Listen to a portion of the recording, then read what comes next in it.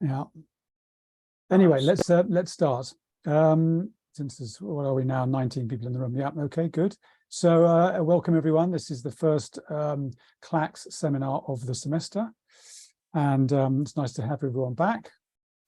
And it's also a great pleasure to welcome Lorraine Liu, who's a professor of Latin American Cultural Studies at Texas at Austin, and she's there in the Department of Spanish and Portuguese, and also the Institute for Latin American Studies. And she's also, I saw from her biography that she sent me, the chair of something called Archiving Black America, which is an initiative that kind of archives the work of Black artists in the Americas. It looked really interesting. Her most recent book is, or her single author book is called Defiant Geographies, Race and Urban Space in 1920s Rio de Janeiro. And she was also the author, a good few years ago now, I guess, of a book called Brazilian Popular Music, Caetano Veloso and the Regeneration of Tradition. So her interests span a lot of different sort of fields in cultural studies. And she's one of the co-editors of a recent anthology called Latin American Cultural Studies, A Reader. She's also been an editor of the Journal of Latin American Cultural Studies for 13 years now. And she's got a co-edited anthology coming up called Black Feminist Constellations, Dialogue and Translation Across the Americas. So her current project is what she's going to talk about today, which is about settlement, this concept of settlement, assentamento in Portuguese, which, as we're going to learn, can mean lots of different things. Yeah, Black visual culture in 21st century Brazil. So her interests span a lot of things around geography, space, visual culture, art, etc. So I hope it's going to be of interest to lots of people in the audience, and I'm really looking forward to it myself. Lorraine, the floor is yours. Very much, Pete. I'm just going to share my screen.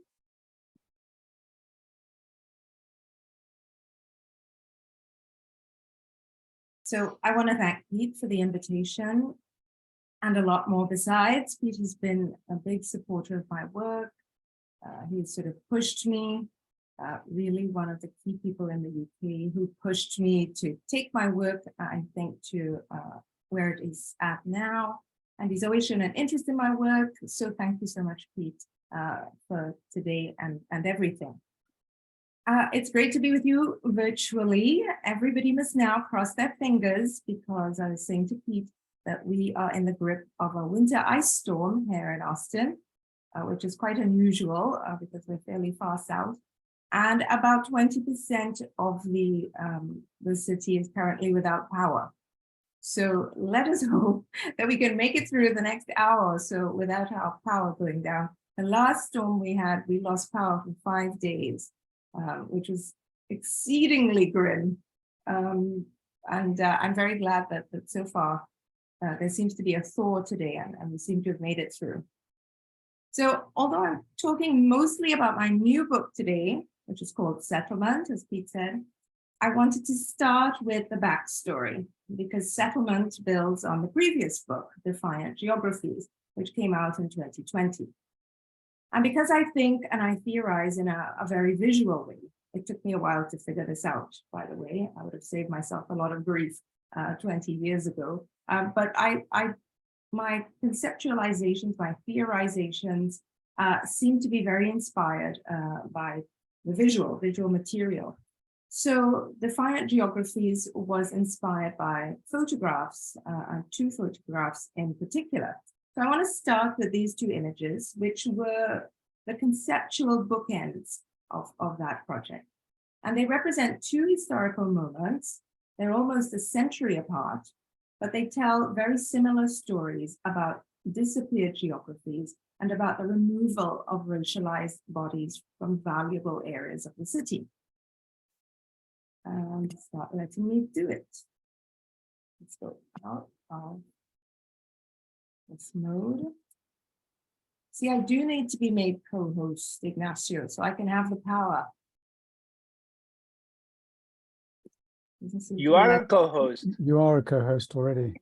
stuck on slide 1, and I have a delightful selection of carefully curated images for you. So absolutely must get this working. Let me come out of full screen mode. It wouldn't even let me come out of full screen mode. Mm.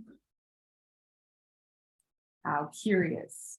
The technology. Maybe can you email me your presentation and maybe or something, and I can try showing it. Well, that might take a while, huh? I can't even come out of full screen or stop share. Oh dear. Oh dear, indeed. Let's see. Perhaps you can. I think I can stop it sharing for you. There you are. Okay. Do you want to try again? Do you want to share again? See if that works. Okay. To this boss. Maybe if you choose, when you choose to share, you choose a specific application rather than the whole screen. Maybe that might work or something. I did not do that. Let's just try it and see if not, we'll do that again. Okay. Yay. Okay, good. Marvelous. So this is this first photograph that I was talking about. That's one of the bookends of the project. And this is on the cover of the book, the cover of Defiant Geographies. And you can see this boy on the top of a ruined house in Castelo Hill. And Castelo was this downtown neighborhood in Rio de Janeiro that was demolished to make way for Brazil's first mega event. That was in 1922 for the celebration of the centenary of independence. It was also Latin America's first World Fair. Okay, so quite a large scale event.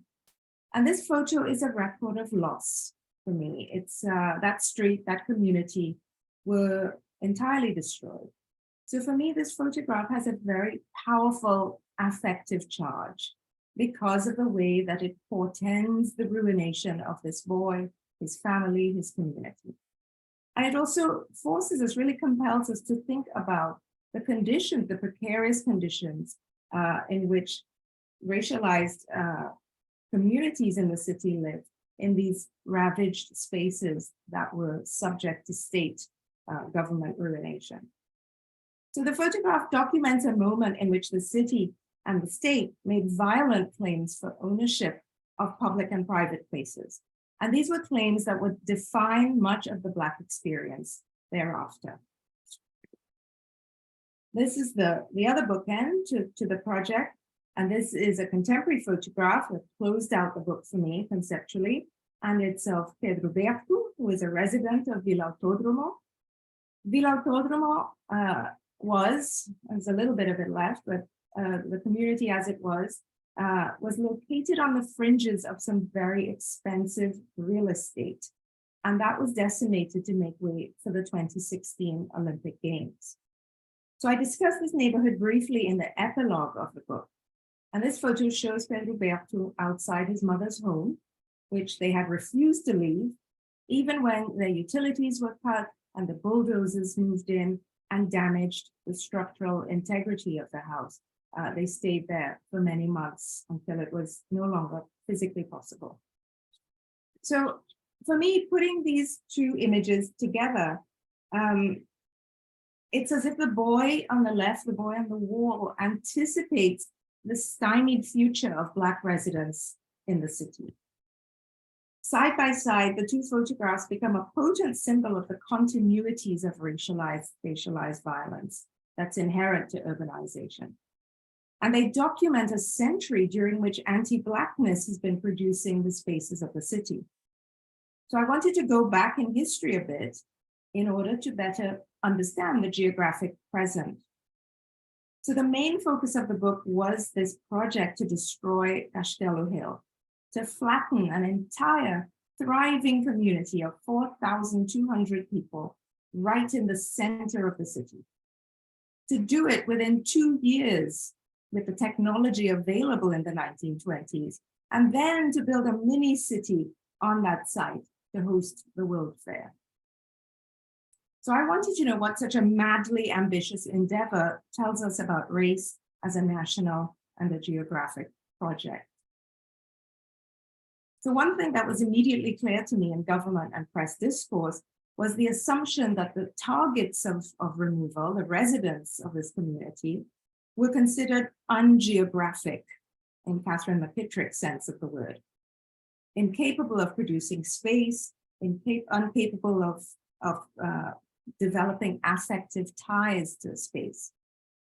So one challenge that I set myself for the book was to examine instances of profound identification and pride in place, whether that was in street battles, in carnival associations, the way that residents expressed their political resentments and organized politically to contest their removal. And even as the demolition crews moved in, people refused to leave their homes. Newspapers report injuries and deaths as buildings literally collapsed around the people who would not leave. Eventually, when they were forced out, they replicated their defiant geographies in other parts of the city, fanning out to the suburbs and to other hillsides. In fact, by 1926, a new self-built community, a new favela, had already sprung up in the site where the World Fair had taken place. So this rapid re-territorializing suggests that city officials faced quite a challenge in their attempts to invisibilize Blackness in urban space. So in the book, I reflect a little bit about what I call the politics of staying put, this defiant struggle to remain by Black and Blackman communities in the face of their destruction. There's a lot at stake in staying put when the spaces you occupy are subject to violations that are unthinkable for those who are meaningfully encompassed by the protections that citizenship affords.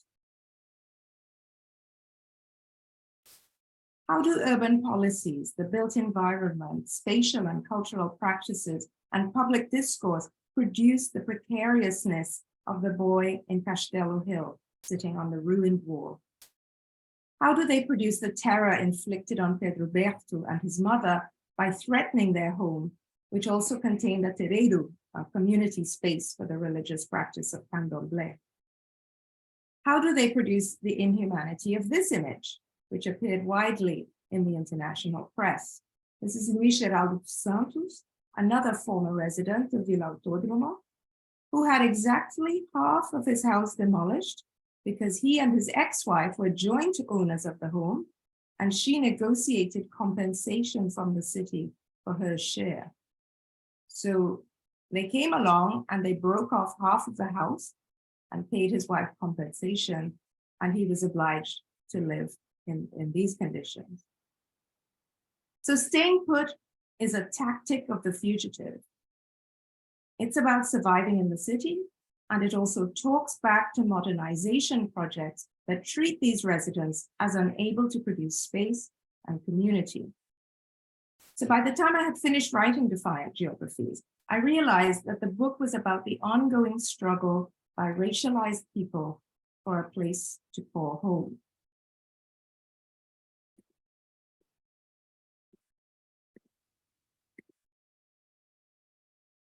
The denial of home means the denial of its protection and security. For Black Brazilians, this denial means vulnerability to death. This reality gains shocking clarity in this work by artist Mariana de Matos, even as it refuses the spectacularity of dead Black bodies. A blood red canvas with pushpins denies us the visual economy of Black suffering, but evokes the 111 shots fired by military police in 2015, targeting 5 young Black men from a complex of favelas in the north zone of Rio. After spending a day off together, they were nearly home when they were ordered to halt by officers from the 41st Battalion, looking for suspects in a robbery. According to witnesses, after they complied with the order, they came under immediate fire and were executed while shouting, "Não atira, somos moradores." Don't shoot, we live here, we're from here. But their home offered no refuge. That desperate appeal to be recognized as legitimate occupants of the city fell on deaf ears. So Black visual artists have been plotting a trajectory from slavery and the loss of homeland to the denial of the security of home in their neighborhoods today.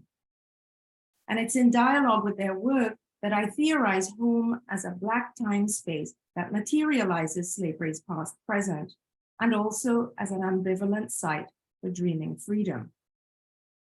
In the new book, I continue to think about meanings and experiences of home for Black Brazilians. I'm following the lead of Black women who have made the art scene into a key site for dismantling visual regimes that naturalize anti-Black violence.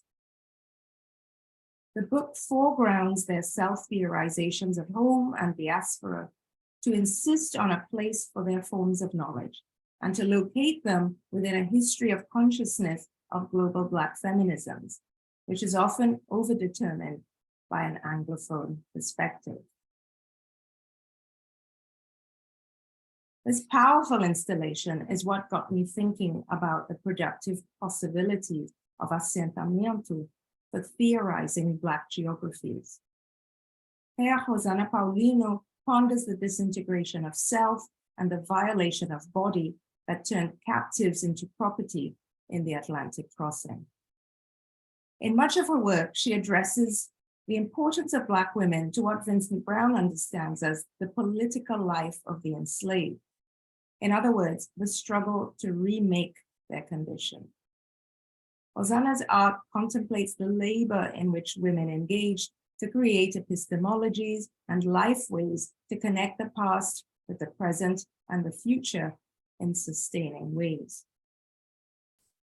So, inspired by Rosana's work, I propose settlement as a way of thinking diasporically about the notion of home. In Brazilian Portuguese, the word assentamento is a powerful polysemic word with many possibilities. It is a key concept in Candomblé spiritual practice. One of the meanings of assentar is to plant the axé, or to consecrate the ground of the space of worship. When you do that, you connect the space, the terreiro, to all members of the community who become collectively responsible for the space and for the care of the orixá or deity who is settled there. So making an assentamento is creating a space to fortify connections between humans and orixás. Assentamento is also the laying of a foundation during the construction of a building. It can mean a land occupation, so it's a recurring word in the language of the MST, Brazil's landless social movement. I use assentamento to re-signify settlement beyond the frame of settler colonial studies and to protagonize the agential possibilities of Black geographies. Additionally, assentamento can refer to the act of recording or registering information, which I understand as forms of Black archival production. Given the protagonism of women in Candomblé and in political spaces of Black mobilization for land, I propose assentamento as a Black feminist theory and praxis of place and a way of documenting Black lives.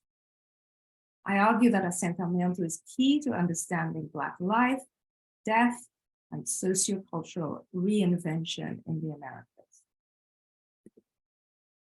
Let's take a closer look at the art.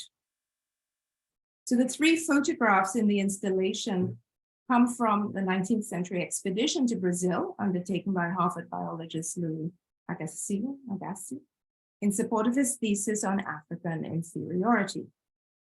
Here, Rosana sutures the body back together after its violation by the white supremacist gaze.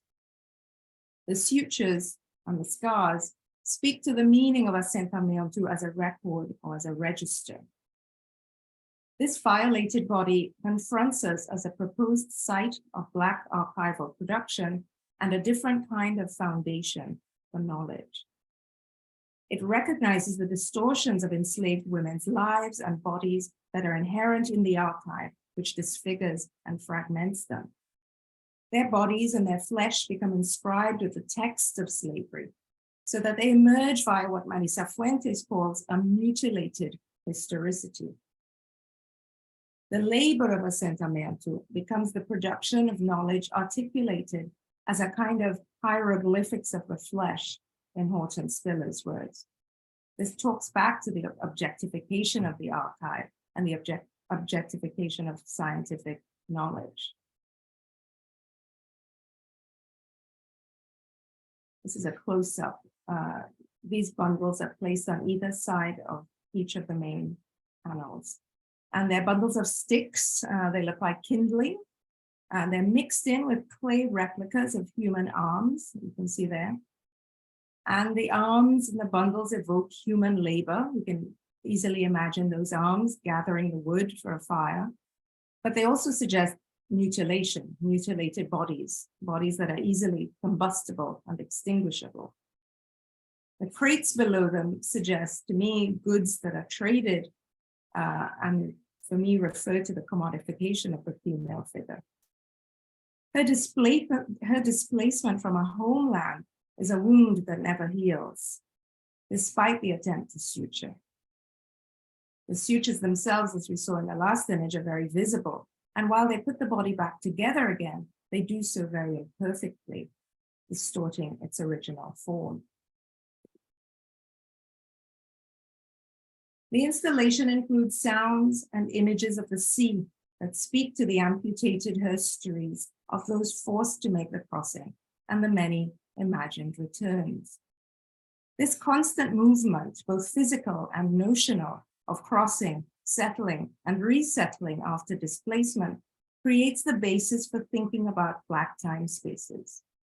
In these wombs conscripted by slavery, in Saidiya Hartman's words, we see a denial of Black motherhood, except as commodity value. As Spillers says of the slave trade's undoing of space and time, those African persons displaced by the Middle Passage were literally suspended in the oceanic. They were in movement across the Atlantic, but they were also nowhere at all.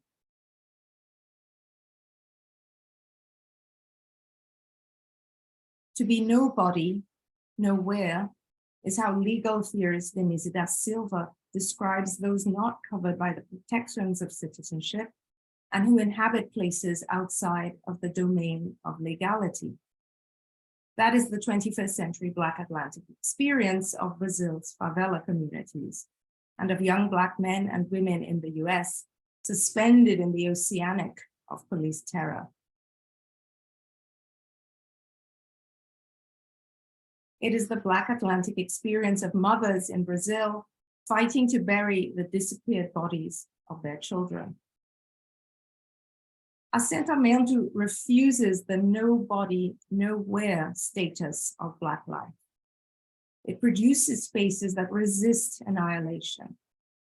It turns the nowhere movement across the Atlantic into fugitive movement, capable of birthing new societies. In Brazil, I argue, these geographies of settlement are produced cognitively and physically as the Calunga and the Quilombo.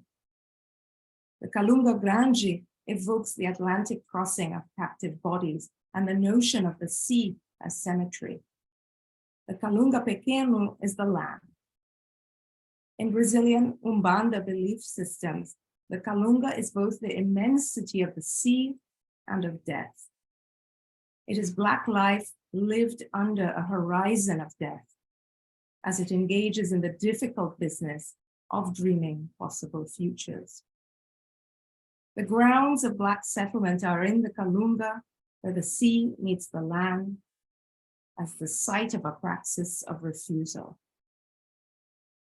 The Quilombo, or maroon settlement, emerges from the material and conceptual ground of the Calunga. Together, they are part of what I called a cartography of insubordinate living. And in that, I'm inspired by the writer Conceição Evaristo. For Evaristo, writing has been used to reinscribe the gendered servitude of Black women on bodies and spaces. She describes her writing as insubordinate, always engaged in what she calls a double movement of flight and insertion. And that produces spaces, she says, that are difficult to govern. Drawing on historian, poet, activist Beatriz Nascimento's theorization of the Quilombo, I propose assentamento, or a fugitive way of occupying space, as a site for articulating maroon lifeways and maroon epistemologies.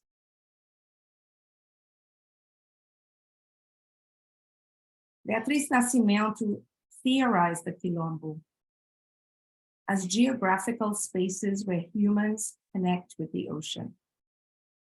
In this Black spatial imaginary, the spaces of the Kalunga and the Quilombo overlap notionally, even if the Quilombo may be physically very distant from the sea. Nascimento undertook important historical research on marronage, but also understood it as more than a historical phenomenon. She sets out her vision of Black life through the prism of the Quilombo, most poetically in Ori, a film from 1989. Early in the film, she gives us a broad working definition of Quilombo as a group of people fighting for the living conditions that they deserve. Over the course of the film, the term accretes layered meanings that speak to Black occupations of space and concepts of time. Nascimento equated the Quilombo with the Ori, the head or the divine force in Brazilian candomblé, which has the capacity to articulate the past, the present, and the future. The head concentrates human potential. And for Nascimento, the head and the Quilombo are one and the same, the building block of Black consciousness and Black life. I read the Quilombo Ori as the site of a Black poesis of home that is both an ode and a lament. It emerges out of ways of seeing the world and living in the world under a horizon of displacement. It also points to the possibilities of life beyond and in spite of transnational development projects and colonialist extraction. So home as Quilombo is a key site of Black struggle and a register of Black consciousness and freedom dreams.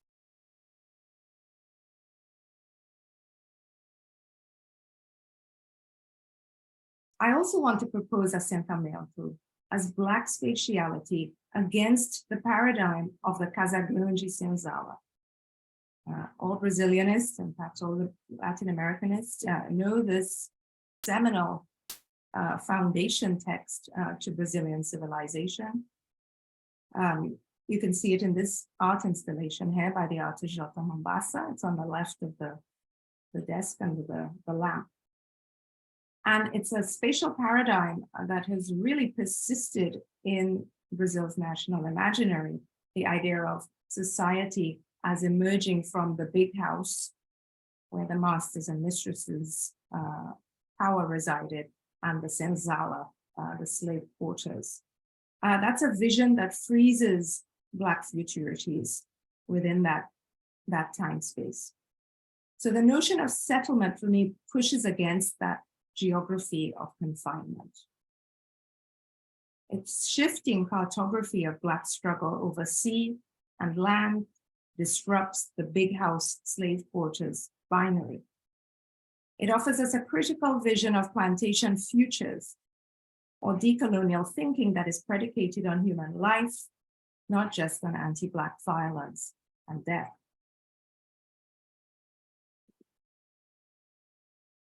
In Charlene Bicalho's installation here, this video installation, the Kalunga represents a meeting point between sea and land. Like Tiffany King's concept of shoals or Black shoals that offer a perspective for thinking about Blackness beyond the analytics of water, the Kalunga connects land and water so that Blackness is not reducible to the Atlantic alone. Instead, Blackness in Brazil posits itself on the connection, and the conception of meeting points confers significant value to Black life, Black possibility, and struggle. I understand the Kalunga as simultaneously the loss and the reinvention of home, part of a cognitive geography of diaspora. Both land and sea are therefore sites of assentamento, a moving archive of lives lost and lived. It speaks to both the act and the place of crossing, in which the body, the sea, and the land are part of a continuum of historical and contemporary movements that characterize fugitive or quilombola geographies. For this reason, the port, particularly the Valongo Wharf in Rio de Janeiro, which was once the largest slave trading port in the world, is a key origin site of assentamento. It marks the trauma of arrival and also the making of new worlds. It's a consecrated space in the geographies of the Kalunga and the Quilombo, imbued with spiritual, emotional, and intellectual resources. It's also a site of interconnected spaces in the diaspora. Milena Manfredini's short film, Do Outro Lado do Atlântico, understands the port as an urban terreiro, or a sacred space in Candomblé. In this sequence, spiritual leader Marcelina performs an act of assentamento at the wharf. In a powerful montage, the film locates Marcelina's labor of spiritual and physical care within a history of resistance. The camera travels from the ground up over her body and cuts to graffiti of Zumbi, the 17th century Maroon leader, and assassinated Rio de Janeiro councilwoman and activist Marielle Franco. The extradiegetic sound that accompanies this sequence is chanting, the sound of protesters chanting at a 2020 Black Lives Matter march in Rio de Janeiro. So the film also frames local struggles in the context of anti-Black racism in the diaspora.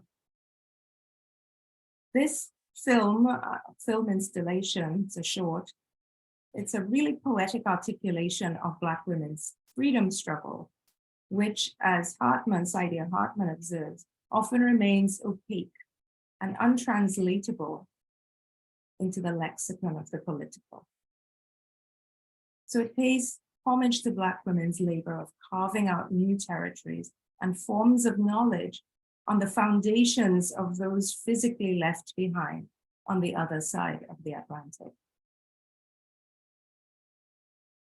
To conclude, navigating waterways in an ongoing quest for home and for lost family histories drives the trilogy of short films made by multimedia artist Aline Mota. Here she contemplates the affective architecture created by the geohistory of enforced Atlantic crossings. The first in the series, Pontes sobre Abismos, responds to frustrated attempts to reconstruct Black family histories using documentation. Mota's work engages in imaginative archival practices, in which she supplements fragmented documents with memory, orality, and the body to construct precarious bridges over the silences of Black transcontinental histories. Mota travels in a backward movement over the Kalunga. She places photographs of her female ancestors in canoes to invoke the journey home. Home has concrete geographical locations in the film. She travels to the coffee-growing region of Açores in Rio, to Sierra Leone, and to rural Portugal to perform a ritual reassentamento of her ancestors. So home becomes a movable position from which to understand self and family as produced by currents of a global political economy.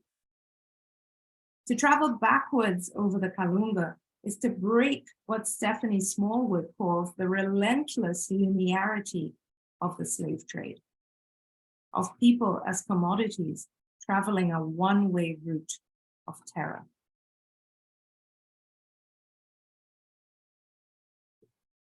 In the second film in the trilogy, Ciumachi Vesperandas, verandas are envisioned as part of an architecture that enables an effective and cognitive realignment towards all the shores of the Atlantic. That reorientation transforms the sea into a navigable bridge between worlds.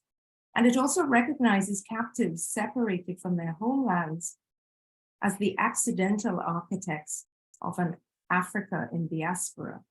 I love that phrase by Stephanie Smallwood in her book, Saltwater Slavery. Accidental architects of an Africa in diaspora. Aline Mota evokes the Kalunga indirectly, but repeatedly and poetically in this video installation. She understands it as the place where settlement originates, the place where water tastes of the earth. This materializes in this eloquent frame here in which the ancestors' portraits are placed on the foundation blocks of a yet to be constructed dwelling. And this is followed by a cut to the sea. Catherine McKittrick asks, what do Black women's geographies make possible if they are not conceptualized as simply subordinate? Black women artists in Brazil are creating a visual grammar of assentamento to articulate the generational relationships with the land that challenge colonial patterns of ownership and territorial power. Black women's geographies emerge in insubordinate spaces.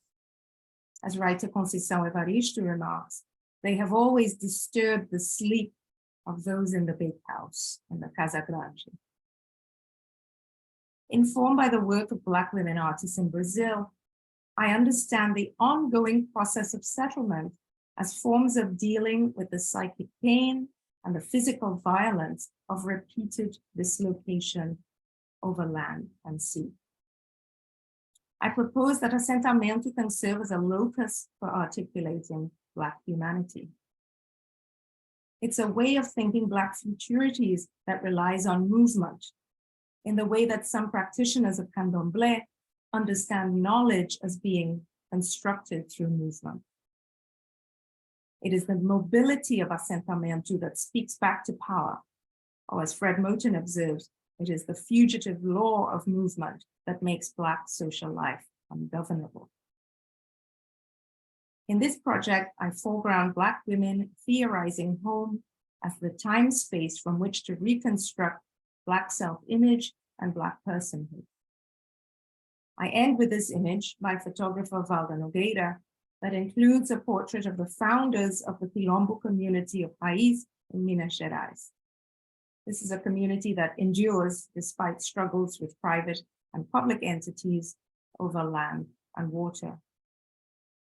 Like Aline Mota, Valda Nogueira's own settling of the photograph into the earth is an archival gesture that turns the soil into a repository of the community's genealogy. The history of the land is bound up in the lives it sustained, in migrations, occupations, and interventions that leave traces on the landscape. Faced with the scarcity of documentation, we must read the land and also the sea to understand the homes, the families, and communities that Black settlement makes. Obrigada. Thank you very much. Thank you very much, Lorraine. That's amazingly, very interesting. Yeah, fantastic. Do the stop share, Pete. If you can get me out. Okay, yeah, I can do that. Yeah, really interesting, very good. I really enjoyed that, and great images as well. So yeah, if people want to ask a question, can you raise your hand in the usual fashion, or unmute yourself and ask if you can't raise your hand. Let me start with a quick sort of reaction. I mean, your focus is very much on sort of spaces, materiality of the landscape, the sea, etc. And in that, bodies, especially Black bodies, appear all the time and are clearly sort of central elements. Whether they're kind of real bodies or represented bodies, as in those sutured together reconstructions of a kind of colonial era or 19th century photograph. So their bodies are clearly very important in is the disposition of bodies in space that gives meaning to those spaces. Like home, for example, is constituted by the way that people use their bodies within a certain space and relate to each other within that space. But I kind of got the impression that you don't focus quite so much on the body, and I wondered why, if you agree with that, or and if so, why that's the case. Because in some sense, it's the interaction between spaces and bodies that creates the kinds of effects that you're interested in. Is that a fair comment, or does that sound strange? It's a fair comment, Pete. And I am looking at visual art quite a lot.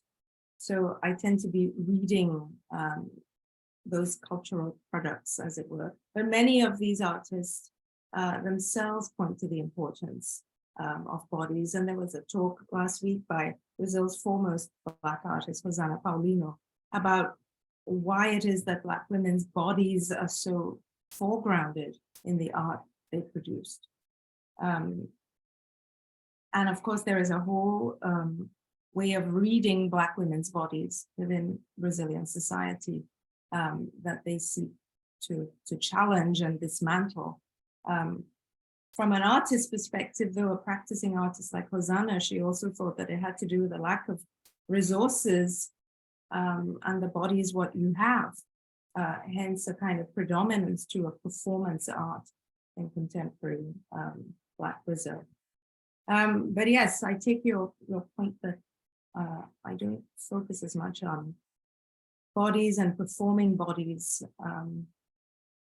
But an installation like Assentamento does really invite us to do that. I'm thinking about, if we go back to Horton Spillers for a moment and just think about the difference between bodies and flesh, and how that played out in the Atlantic slave trade, and what it meant, the ungendering of bodies, where male, female, whatever, they were item lists in a ship's a cargo invoice.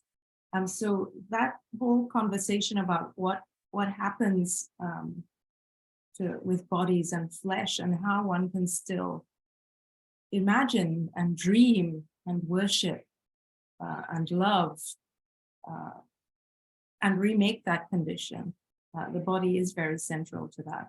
So I just wondered also whether you'd sort of done it on purpose, because there's such a huge focus on the body, especially Black body, in terms of its objectification, and then also in terms of resistance, anti-racist strategies and artistic strategies to challenge that, which constantly comes back to and focuses on the body. And that's it's a difficult area, because sometimes it's quite hard to talk about the body without kind of being haunted by the very objectifications and stereotypes that are attached to it. So I just wondered if somehow, by looking at those spaces, especially those intermediate spaces and so on, that was a kind of a conscious strategy to try and circumvent that kind of very thorny terrain of the body.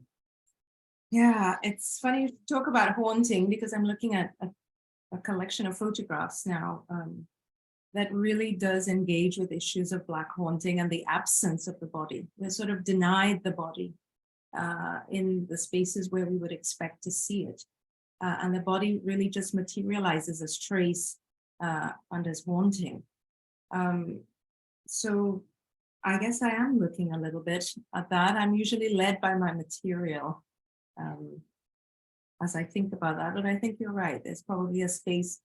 I'm also engaging, Kristen Smith's book, Afro Paradise on Brazil, is a book that centers the body very much in all of its engagements in and around the question of police lethality. Yeah. And the issue of performance and engaging with Diana Taylor and the performing body and performing certain scripts of race. But yes, I'm engaging with that as secondary literature, but perhaps it's time to bring it to the foreground. Or maybe not. I don't think enough has been said, but thank you, Pete, for that. Okay. Anyone else want to make a comment, ask a question? Yeah, Lucia, go ahead. Sorry, I had to step out because somebody knocked. So you may have, I don't know, I didn't hear either the question or the answer, but I heard the whole talk.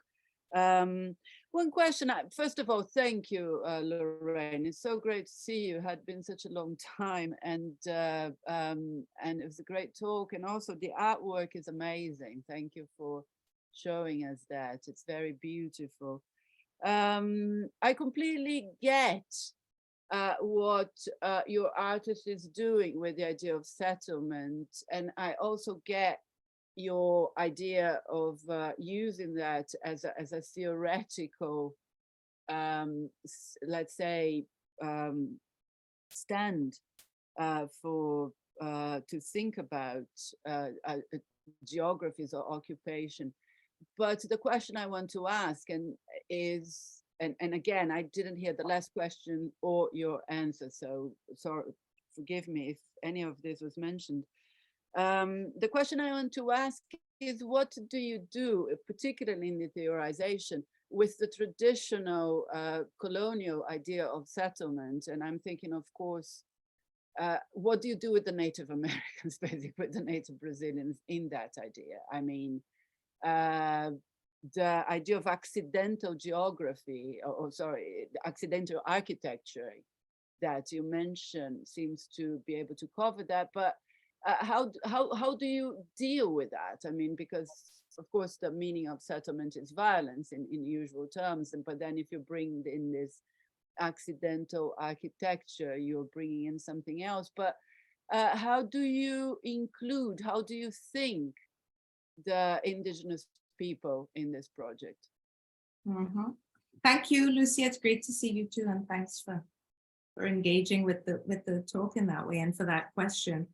Yeah, settlement is violence. The settlement of settler colonial studies in academia is something that I want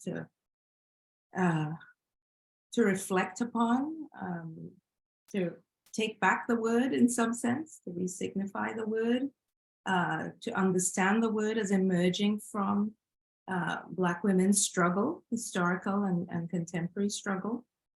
And I think I'm sort of inspired really by Tiffany Letabo King's approach to thinking about Native populations in this generalized scenario.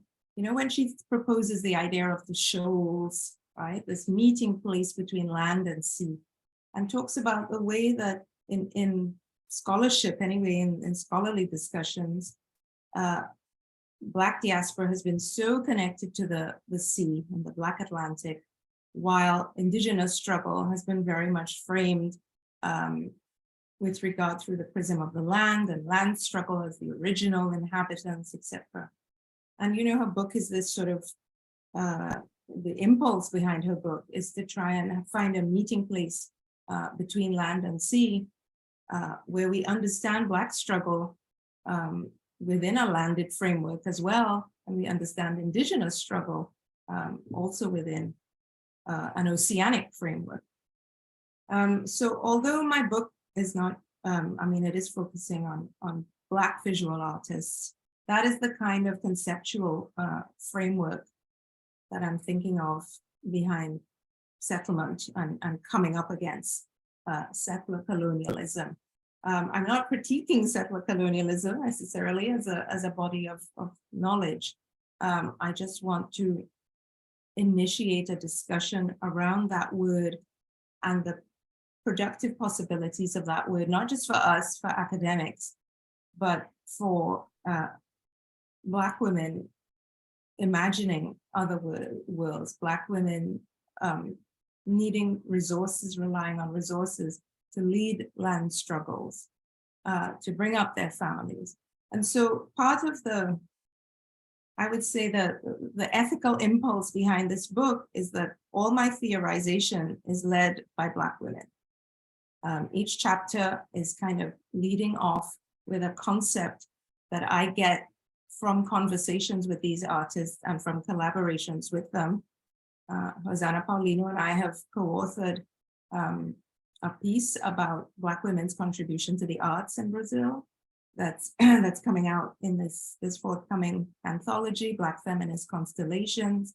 So that one of the ideas behind this book, though I don't foreground issues of Native populations, is just to challenge the way that knowledge is produced, to challenge also the idea of, even within Black feminist theory, to challenge the hegemony of Anglophone Black feminist theory, largely because of language issues, the sidelining of Black women thinkers and cultural producers from the Hispanophone and Lusophone global South, Hispanic and Lusophone Americas. So that's the kind of larger framework for understanding that. And of course, one should take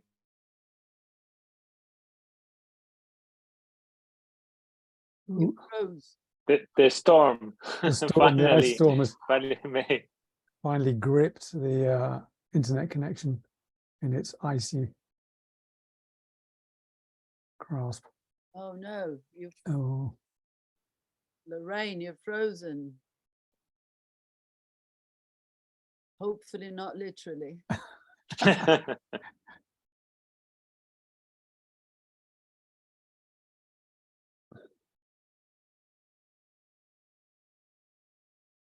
oh dear.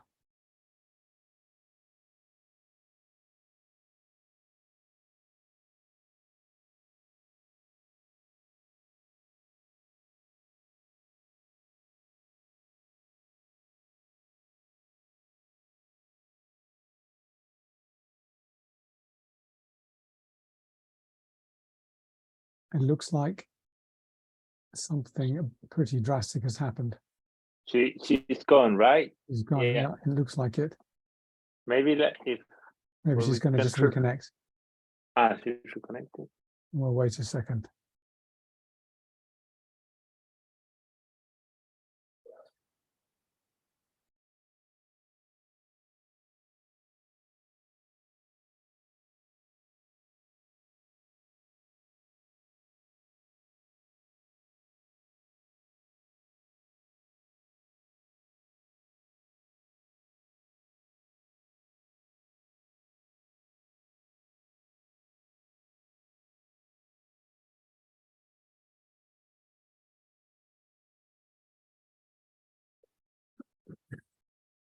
Oh dear, it doesn't look like it's going to happen.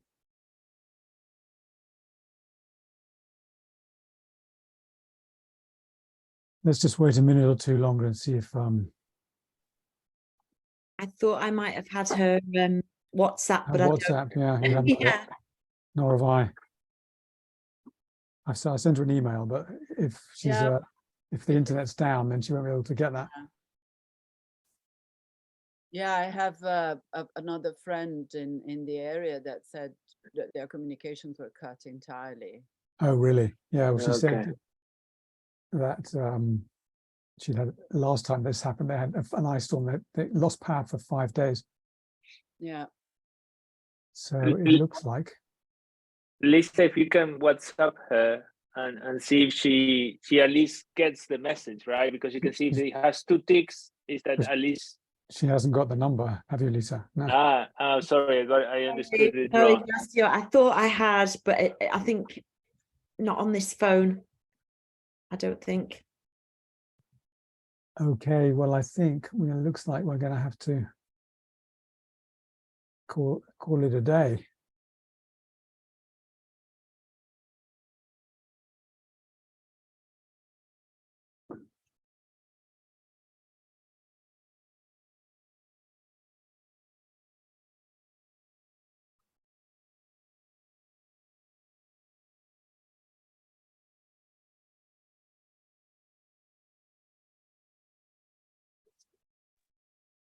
Okay, in the well, meantime, in